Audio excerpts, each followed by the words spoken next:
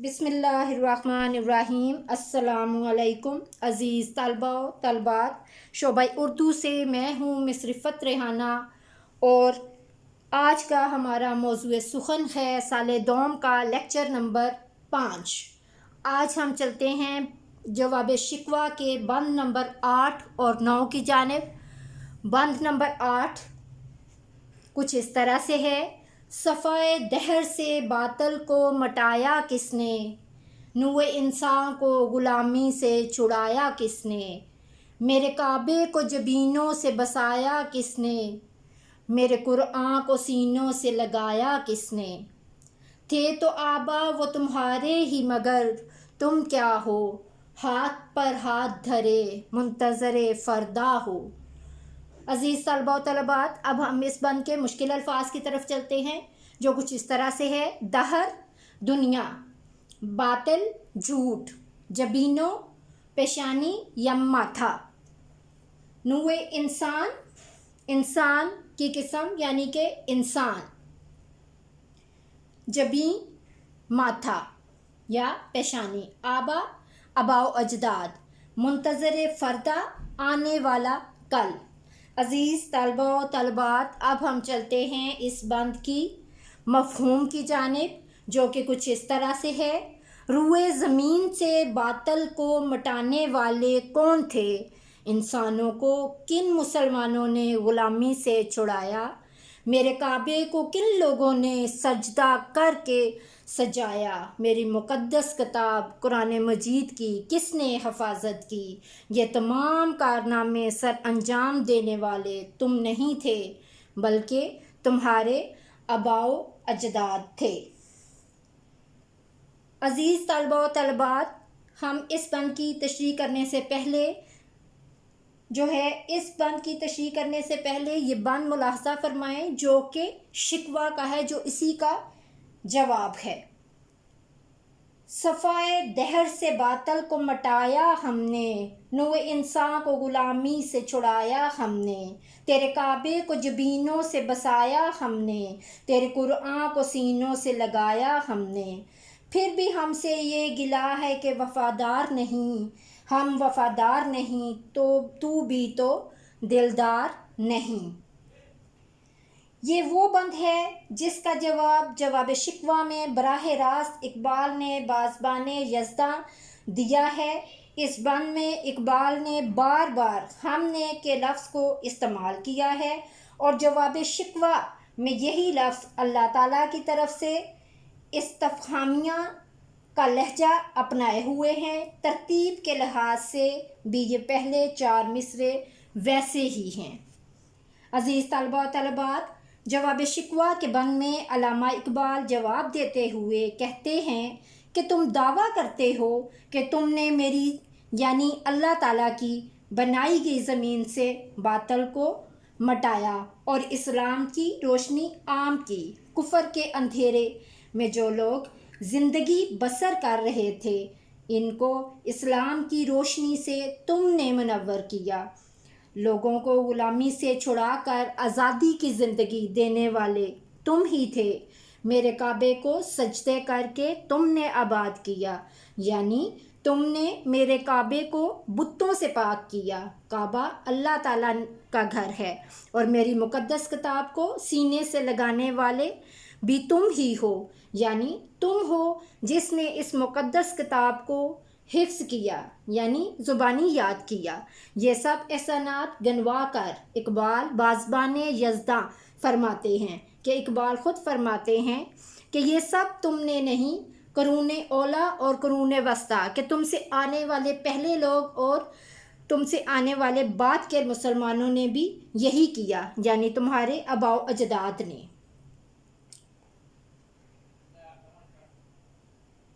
بقول شاعر: تجھے آبا سے اپنے کوئی نسبت ہو نہیں سکتی، تجھے آبا سے اپنے کوئی نسبت ہو نہیں سکتی، کہ تو گفتار وہ کردار، تو ثابت وہ سیار۔ تاریخ اسلام اس بات کی گواہ ہے کہ اسلام کے شیدائیوں نے ویسے تو ہر دور میں اسلام کی آبیاری کے لیے خدمات سر انجام دی، لیکن رسول پاک صلی اللہ علیہ وآلہ وسلم اور آپ صلی اللہ علیہ وآلہ وسلم کے صحابہ رضی اللہ تعالی عنہ اور تمام باعمل فرزندان توحید نے ساری دنیا میں اسلام کے لیے قابل قدر خدمات سر انجام دیں۔ کبھی اے نوجوان مسلم تدبر بھی کیا تو نے، کبھی اے نوجوان مسلم تدبر بھی کیا تو نے، وہ کیا گردوں تھا تو جس کا ہے ایک ٹوٹا ہوا تارا۔ اقبال نے موجودہ دور کے مسلمانوں کے بے عملی اور طنز کیا ہے۔ آج کے دور کے مسلمان کے اندر جدوجہد کا جذبہ نہ ہونے کے برابر ہے، لیکن اسلام انہونی کو ہونی کر دیتا تھا۔ ہم ان کی اولاد ہونے کے باوجود باعمل اور تگ و دو کے عادی نہیں، کہ محنت کرنے کے عادی نہیں، اور کبھی سوچا بھی نہیں کہ ہمارے اسلاف کیا تھے اور ہم نے وہ کون سا عمل کیا جس نے ہمیں بے عمل بنا دیا۔ وہ کون سے اعمال ہیں کہ ہم بلندی سے پستی کی طرف آ رہے ہیں۔ عزیز طلبہ و طالبات، اب ہمارا بند نمبر 8 جو ہے وہ اختتام پذیر ہوتا ہے۔ اب ہم چلتے ہیں بند نمبر 9 کی جانب، جو کہ کچھ اس طرح سے ہے۔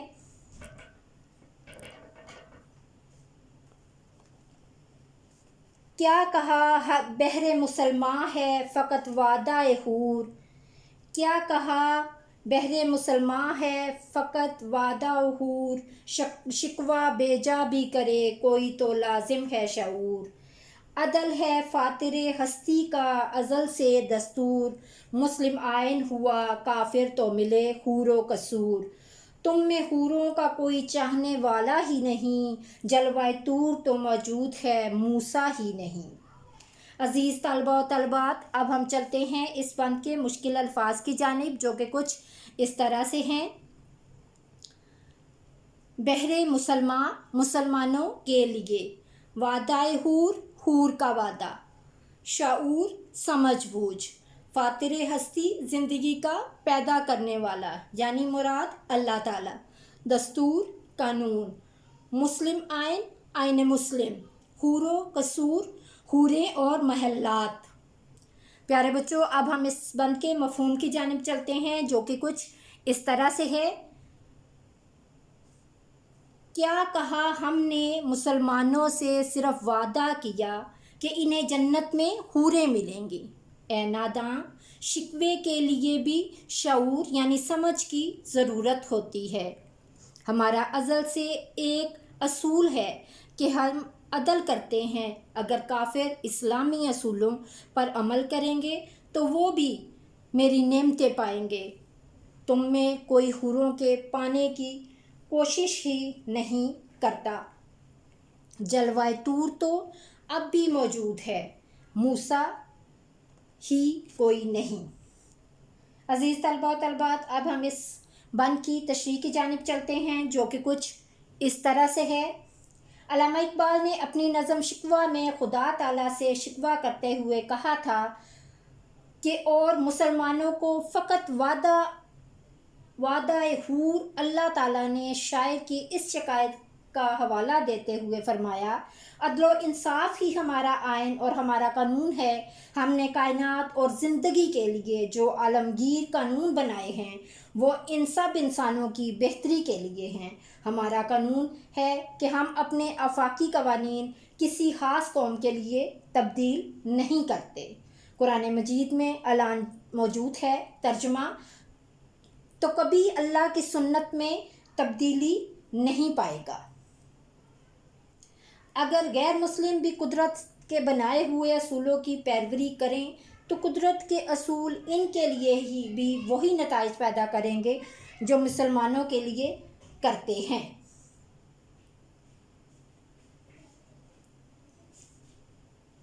آج کا مسلمان بالکل ویسا ہی ہے جیسا اقبال نے شکوہ میں بیان کیا۔ جو دین مسلمانوں نے سیکھا تھا وہ غیر مسلم بھی سیکھ گئے۔ بقول اقبال، بجھی عشق کی آگ اندھیر ہے، بجھی عشق کی آگ ڈھیر ہے، مسلمان نہیں راکھ کا ڈھیر ہیں۔ ایک اور جگہ اقبال نے کیا خوب فرمایا ہے، نہ وہ عشق میں رہیں گرمیاں، نہ وہ حسن میں رہیں شوخیاں، نہ وہ عشق میں رہیں گرمیاں، نہ وہ حسن میں رہیں شوخیاں، نہ وہ غزنوی میں تڑپ رہی، نہ وہ ہم ہے زلف ایاز میں۔ مسلمان حقیقت میں اپنا مقام کھو چکے ہیں اور اب انہیں سوائے الزام تراشی اور شکوے شکایت کرنے کے کچھ حاصل نہیں ہوگا۔ عزیز طلباء و طالبات، ہمارا آج کا لیکچر نمبر 5 جو ہے اختتام پذیر ہوتا ہے۔ لیکچر نمبر 6 جو ہے وہ ہمارا مشتمل ہوگا بند نمبر 10 اور بند نمبر 11 پر۔ اللہ حافظ۔